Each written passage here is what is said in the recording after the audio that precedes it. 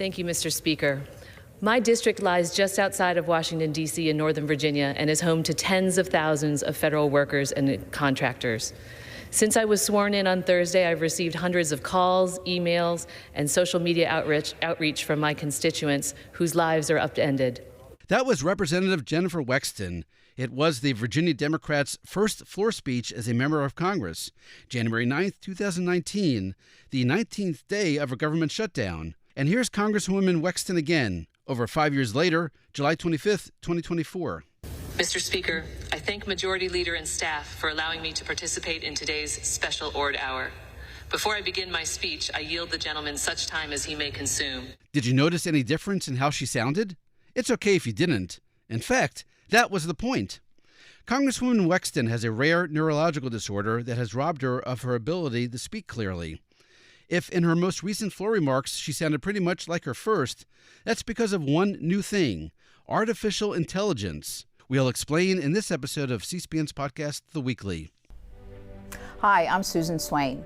Campaign 2024 has evolved in some unexpected ways. And from now until Election Day, C-SPAN promises you unfiltered coverage of the candidates as they battle to win the White House and Congress. You may not know that C-SPAN is a private company that operates without a dime of government money. And like many media organizations, we've been impacted by cord cutting. This summer, we are asking for you to help support our unbiased political coverage with a donation. Here's the good news: 100% of your contribution, large or small, directly supports C-SPAN operations. And best of all, an anonymous donor has pledged to match your donation dollar for dollar. You can find out more at cspan.org/donate. Help ensure that C-SPAN's unique, long-form coverage of politics is here to stay. Visit cspan.org/donate. Thank you for watching, and thanks so much for your support.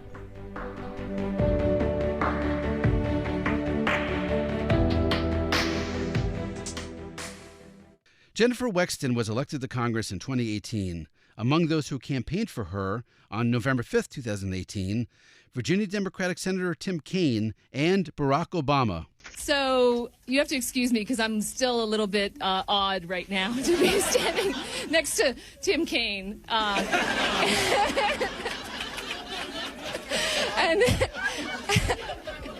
And President Obama, who, of course, is the person who inspired me to run for office in the first place. Barack Obama brought a little something for her campaign workers: donuts. Let me just say, these are specially approved by Michelle. Because she knows all of you have been working so hard. You've been moving, so you're allowed to have a little treat. Either this crowd likes you or they like donuts. On November 7th, 2022, running for re-election, Jennifer Wexton had another big-name Democrat campaign for her, First Lady Jill Biden. I cannot imagine anyone better to join us today, the total rock star, the future of the Democratic Party and what's at stake for our kids and families tomorrow and in the future, Dr. Jill Biden.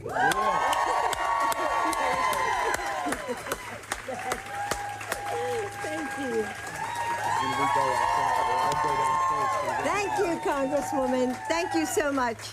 And I love that I see labor here. I saw unions over here and unions over here. I loved Moms Demand Action are here.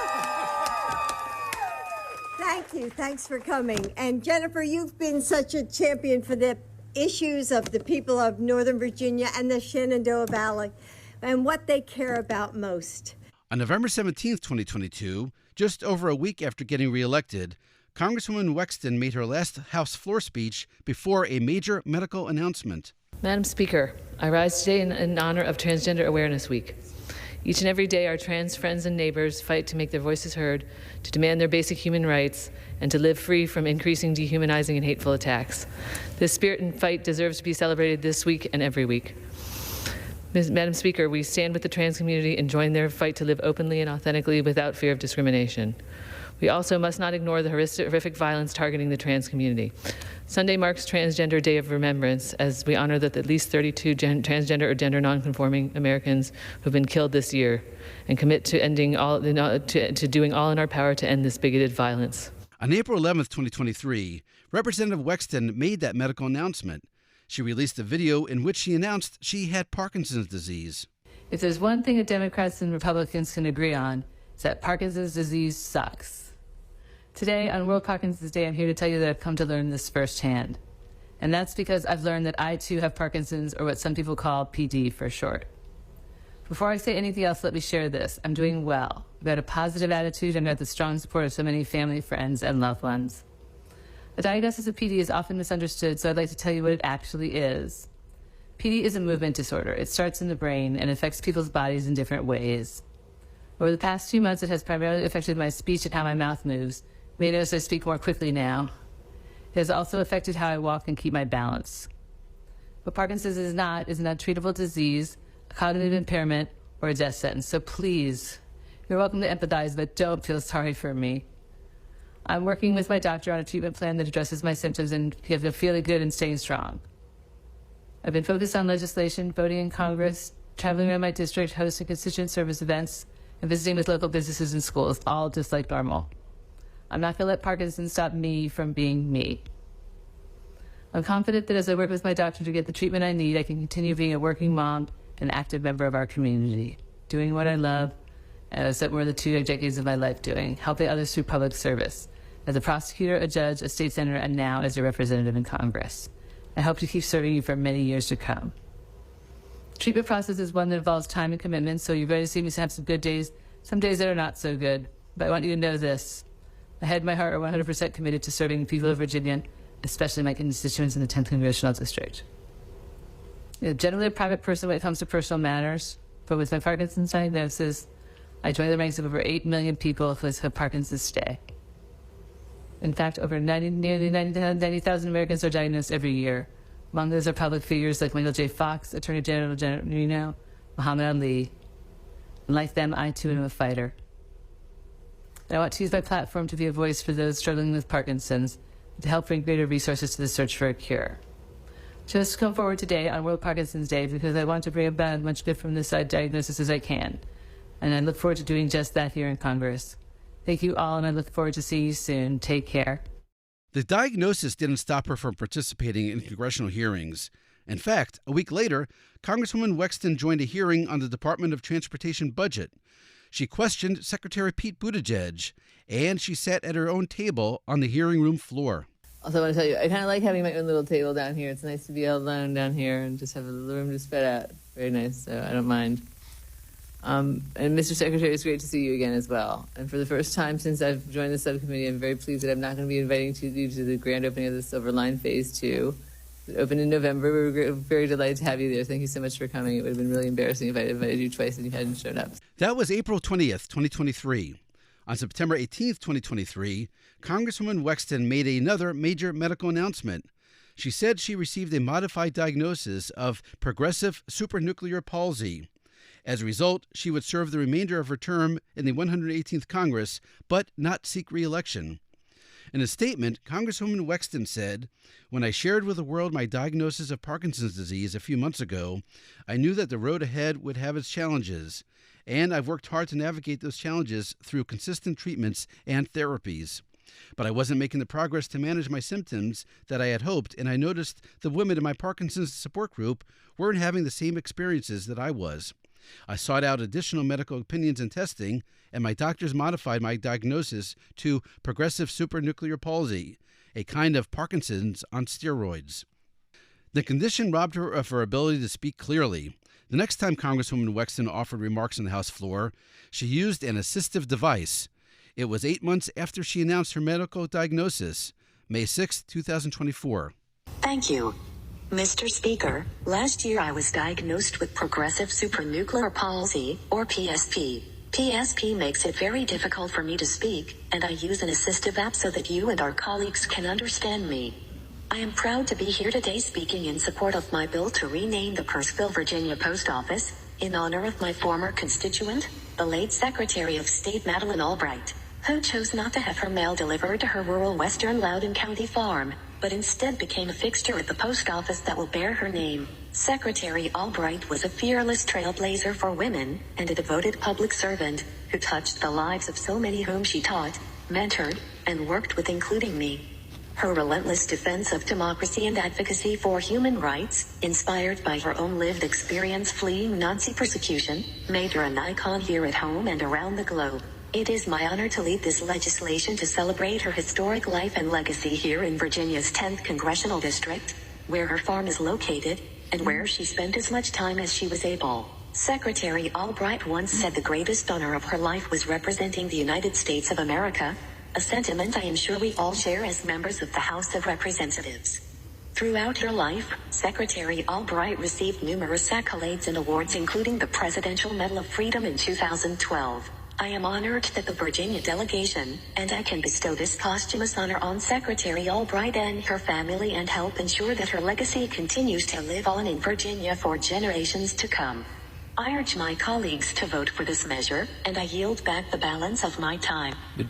2 weeks later, she used the assistive device on the House floor again. Thank you, Madam Speaker. As you may know, last year I was diagnosed with progressive supranuclear palsy, or PSP. It's basically Parkinson's on steroids, and I don't recommend it. It's affected my ability to speak, so I'm using this text-to-speech app to make it easier for you and our colleagues to hear and understand me. I rise today in support of PSP Awareness Month. Over the past year, I've come to personally know how scary and devastating a condition PSP can be for those of us battling it and for those close to us who love us and want us to be well again. Despite its life-changing impact on more than 30,000 Americans, PSP remains relatively unknown to the general public. I am on a mission to change that. For those of you who are not familiar, PSP is a neurodegenerative condition that occurs when a buildup of a protein called tau damages brain cells, particularly in the parts of the brain that control speech, balance, coordination, and eye movement. With a rare disease like PSP, there is a lot of confusion about what it is and also what it is not. As you've noticed, it has affected my mobility. In less than a year, I've gone from striding confidently into and around this chamber to relying on my walker to get around.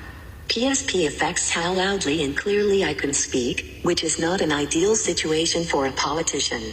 In conversation, I've asked people to just ask me to repeat myself if they can't understand me, or find a quieter space to talk so I can be heard. I'm grateful that I've received such accommodating support from my colleagues and the staff here in the House that allows me to use this text-to-speech technology to be able to participate in committee hearings and to speak on the floor. PSP has no cure and its cause is unknown. Some medications may help temporarily alleviate some symptoms, and an active lifestyle and physical therapies can help to slow its progress. Whatever your politics, when it comes to illness, progressive is not a good thing to be. While I will never train for or compete in another triathlon, by working out regularly and doing physical therapy, I've improved my posture and balance to help prevent falls, a common source of serious injury for people with PSP. And I have a rescue inhaler and certain medications I can take immediately before social engagements that can help improve my affect and my speech.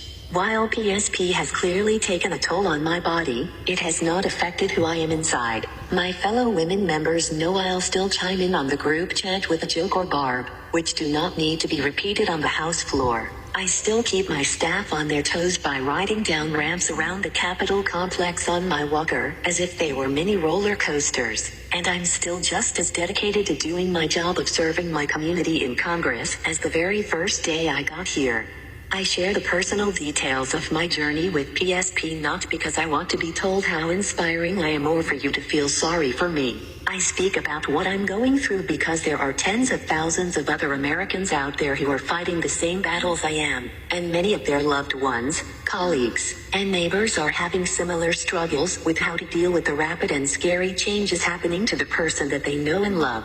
They're likely spending months or even years going to doctor's appointment after doctor's appointment anxiously hoping for answers, but are left with more questions because too few medical providers are familiar enough with PSP to know what Telltale signs to look for and diagnose. In fact, one of the most common ways to diagnose and differentiate PSP from Parkinson's is signs of brain atrophy seen in an MRI scan, which appears in the shape of a hummingbird. The hummingbird sign has become a symbol for PSP, which is why I'll be wearing a PSP Awareness Hummingbird pin today.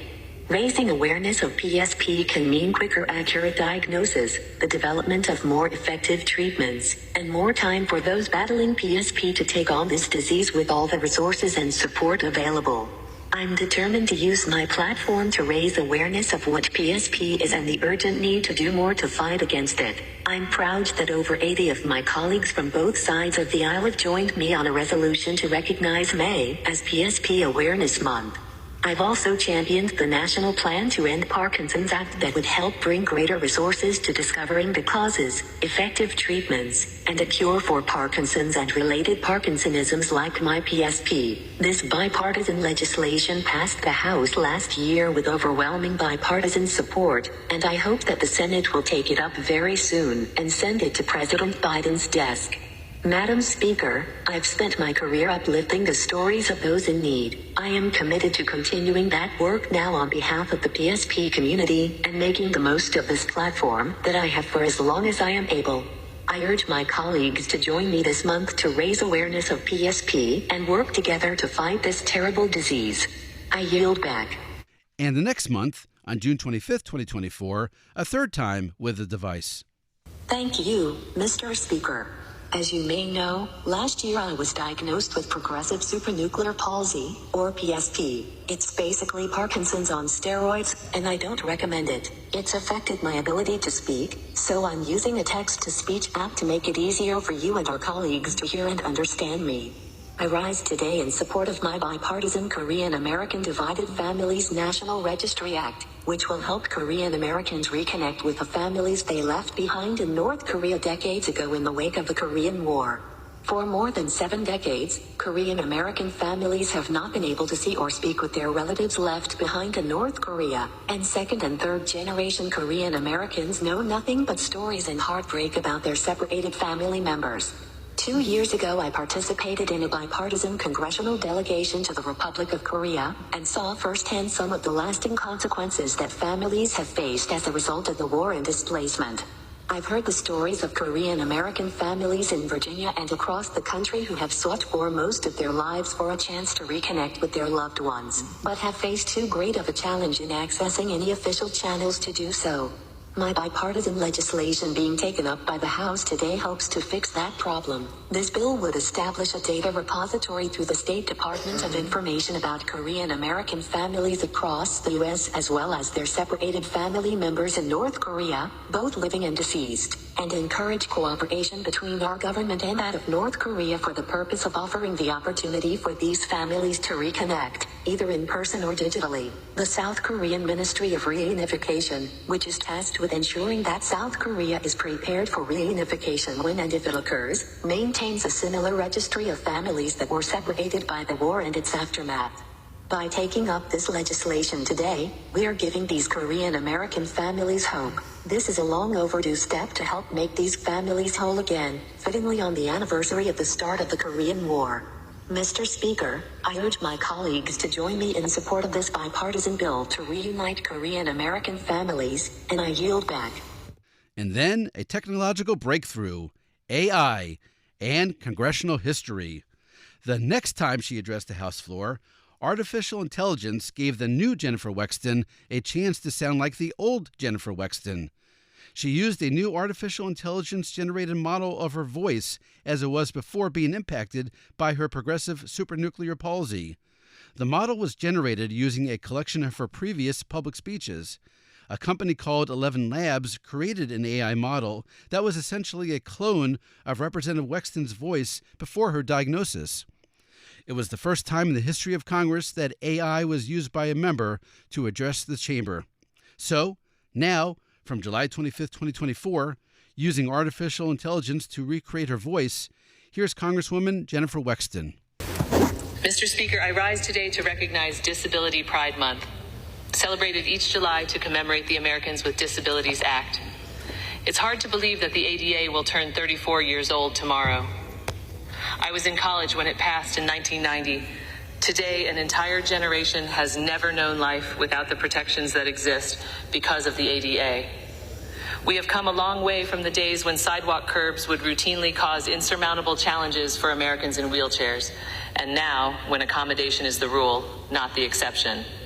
As a new member of the differently abled community, I believe it's important not only to celebrate how far we've come, but also to recognize how far we still have to go. The issue of disability rights and accessibility has been one I've worked on closely since my first days in public office. When I served in the Virginia State Senate back in 2015, I worked alongside Connor Cummings, a young Virginian with autism who lived in my district, and his mom, Sharon, to pass Connor's Law, legislation that closed a loophole and extended parental support for severely disabled and special needs children over age 18, giving relief to single parents. I've had the pleasure of welcoming Connor and Sharon to Capitol Hill to testify on the impact of Connor's Law for families like theirs and the need to replicate it in states across the country. The proudest vote I took in the state Senate was in 2018, when we voted finally to expand Medicaid in Virginia. Through this monumental action, we extended affordable health care access to hundreds of thousands of the most vulnerable Virginians, including many of those living with disabilities. That's also why I fought so hard once coming to Congress to successfully protect and expand the Affordable Care Act, including preventing insurance companies from discriminating against people with pre-existing conditions and defending the elimination of lifetime caps on coverage, which would be devastating for families of those with disabilities. In fact, the very first constituent meeting I took when I came to Washington in 2019 was with the Little Lobbyists, a group of families with young children with complex medical needs and disabilities. I invited one of those families to be my guest at the State of the Union in 2020 to highlight just how important fighting back against efforts to undermine the ACA was for families like theirs. Over the past year, the fight for disability rights has become a personal one. My battle with progressive supranuclear palsy, or PSP, has robbed me of my ability to use my full voice and move around in the ways that I used to.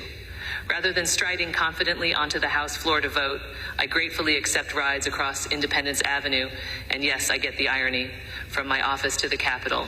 I rely on a walker to get around, and in all likelihood, before my term ends, I will appear on the House floor for votes in a wheelchair. I can no longer give the same kind of impassioned, impromptu speeches during debates on the floor or in committee hearings. This very impressive AI recreation of my voice does the public speaking for me now. I found myself understanding firsthand just a fraction of the challenges that so many Americans live with each day. It's been a big adjustment for me, for my family, for my team, and for my colleagues who have known me for years and have had to watch me go through these challenges. But mine is not a unique story. Millions of Americans face challenges that make it harder to move, speak, act, or otherwise live their day-to-day lives. But that disability does not define who they are. I certainly have not allowed my new challenges to define me. This is not a situation I would have chosen to find myself in. I never thought that at my age and otherwise good health, something like PSP could, in the space of just over a year, rob me of my ability to speak, run, or dance, and force me to stop doing the job that I love. I also never expected to be in a position to make history by being the first member to use an augmentative and alternative communication, AAC, device on the House floor. I used to be one of those people who hated the sound of my voice. When my ads came on TV, I would cringe and change the channel. But you truly don't know what you've got till it's gone, because hearing the new AI of my old voice for the first time was music to my ears. It was the most beautiful thing I had ever heard, and I cried tears of joy. I'm not going to sugarcoat the difficulties that I've faced the past year. But what has brought me a renewed sense of determination is the opportunity to use this unique platform to try to help others. The supportive messages I've received have been overwhelming, especially from those facing similar speaking or movement challenges who see someone like me, who just happens to be in the spotlight, persevere in the same ways that they are. I'm not doing it for praise or admiration, but I do hope that when people see me continuing to do all I can to keep living my life and doing this job I love as best I can, they understand and appreciate the courage, resilience, and spirit that so many Americans of differing abilities demonstrate each and every day. I hope I can be a voice, even an AI voice, for Americans facing accessibility challenges and other disabilities, because too often people only see us for that disability, and in truth, we are so much more. Mr. Speaker, I ask my colleagues to join me in recognizing this Disability Pride Month and in celebrating the strength and perseverance of the disability community. I yield back. And now, a bonus clip. One quirk to this story, House rules. Each time Representative Wexton addressed her colleagues using an assistive device, she needed permission. Here's what that sounded like. Mr. Speaker, I ask unanimous consent that notwithstanding Rule 17, during the 118th Congress, Representative Wexton of Virginia be permitted to use a medical assistive communication device on the floor of the House. Without objection, so ordered. That was Representative Brian Stile, May 21st, 2024. By the way, a historical footnote to Representative Stile, he used to work for former House Speaker Paul Ryan. Then he ran for the House himself, and now he represents the same Wisconsin district as Paul Ryan did. A Republican, Brian Stile came to Congress in 2019, the same year as Democrat Jennifer Wexton. And that's it for this episode of C-SPAN's The Weekly. A reminder, you can do your own searches in the C-SPAN video library. Just go to cspan.org and use the search bar on top. Jennifer Wexton has made 153 speaking appearances on C-SPAN, including one with AI. You can see, actually you can hear, for yourself what she has sounded like from the beginning. For now, thanks for listening and happy searching.